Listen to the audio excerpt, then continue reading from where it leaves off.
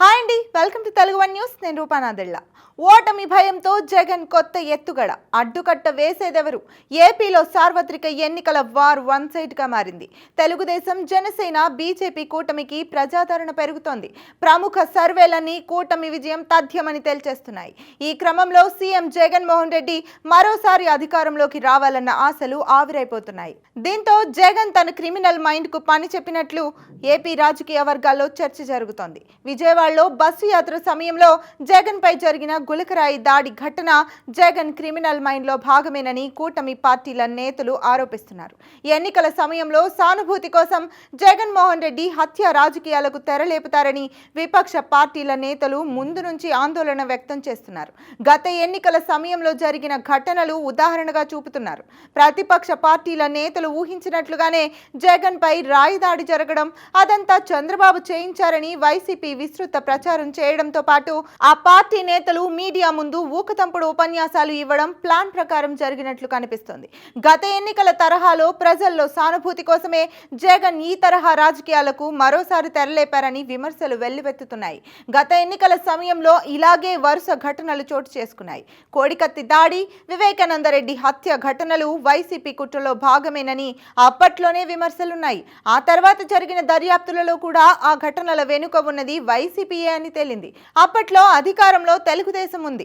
అప్పట్లో మరోసారి టీడీపీ అధికారంలోకి వస్తుందని అందరూ భావించారు. కానీ కోడికత్తి దాడి, వివేకానందరెడ్డి హత్య ఘటనలకు చంద్రబాబే కారణమని ప్రజలను నమ్మించడంలో వైసీపీ విజయవంతమైంది. దీంతో జగన్మోహన్ రెడ్డి అధికారంలోకి వచ్చారు. జగన్ ప్రభుత్వం ఏర్పడిన కొద్ది కాలానికే కోడికత్తి దాడి, వివేకానందరెడ్డి హత్య ఘటనల్లో తెలుగుదేశం ప్రమేయం లేదని స్పష్టమైంది. మరోవైపు జగన్ 5 ఏళ్ల ప్రజా వ్యతిరేక పాలనతో ప్రజలు విసిగిపోయారు. దీంతో ప్రజలు వైసీపీ ప్రభుత్వంపై తీవ్ర వ్యతిరేకతను వ్యక్తం చేస్తున్నారు. ఓటు ద్వారా గద్దె దింపేందుకు సన్నద్ధంగా ఉన్నారు.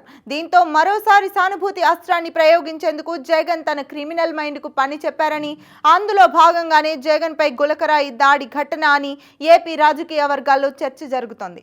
జగన్ రెడ్డిపై గులకరాయితో దాడి చేశారని వైసీపీ ప్రారంభించిన క్షుద్ర రాజకీయం ప్రతిపక్ష నేతలపై ఉద్దేశపూర్వక రాళ్ల దాడులకు దారితీస్తోంది.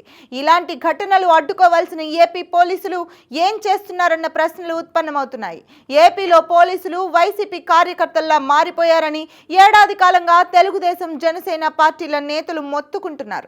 ఎన్నికల కోడ్ వచ్చిన తర్వాత కూడా ఏపీ పోలీసులు వైసీపీ కార్యకర్తల్లానే వ్యవహరిస్తున్నారని, జగన్ క్రిమినల్ మైండ్ కు అనుకూలంగా వారు పనిచేస్తున్నారన్న విమర్శలు వెల్లువెత్తుతున్నాయి. జగన్ పై గులకరాయి దాడి ఘటన తర్వాత వైసీపీ శ్రేణులు రెచ్చిపోతున్నారు. తెలుగుదేశం అధినేత చంద్రబాబు, జనసేన అధినేత పవన్ కళ్యాణ్ పై రాళ్ల దాడికి పాల్పడ్డారు. గాజువాకలో జరిగిన ప్రజాగళం సభలో చంద్రబాబు మాట్లాడుతున్న సమయంలో ఆయన వాహనం వెనుక గుండా వచ్చి దుండగులు రాయి విసిరారు. అనంతరం వారు పక్క సందులోకి పారిపోయారు. పోలీసులు వారిని పట్టుకునే పనిలో నిమగ్నమయ్యారు. అయితే పోలీసులను దాటుకొని వచ్చి Z+ సెక్యూరిటీలో ఉన్న చంద్రబాబుపై దాడికి ప్రయత్నించడం అంటే పోలీసుల ప్రమేయం లేకుండానే ఇదంతా జరుగుతుందా అనే అనుమానాలు వ్యక్తమవుతున్నాయి. ఎన్నికల కోడ్ అమల్లో ఉన్నప్పటికీ పలువురు పోలీసు అధికారులు వైసీపీ కార్యకర్తలుగా పనిచేస్తున్నారు అనడానికి ఇదో ఉదాహరణ అని తెలుగుదేశం నేతలు ఆరోపిస్తున్నారు. అయితే రాయి దాడి తరువాత చంద్రబాబు మాట్లాడుతూ, నిన్న చీకట్లో సీఎం పై గులకరాయి పడింది. ఇప్పుడు కరెంట్ ఉన్నప్పుడే నాపై రాయి విసిరారు. క్లీమోర్ మైన్స్ కే భయపడలేదు, ఈ రాళ్లకు భయపడతానా అన్నారు. జగన్ పై దాడిని అందరం ఖండించాం, కానీ వైసీపీ పేటీఎం బ్యాచ్ కుక్కలు ఇష్టానుసారంగా మొరుగుతున్నాయి అంటూ ఆగ్రహం వ్యక్తం చేశారు. జగన్ పై దాడి జరుగుతుంటే పోలీసులు, ఇంటెలిజెన్స్ సిబ్బంది ఏం చేస్తున్నారు? దాడులు చేస్తే చూస్తూ ఉండడానికే పోలీసులు ఉన్నారా అంటూ ప్రశ్నించారు.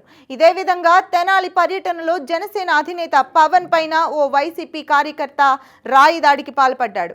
ఆ వ్యక్తిని పట్టుకొని పోలీసులకు అప్పగించారు.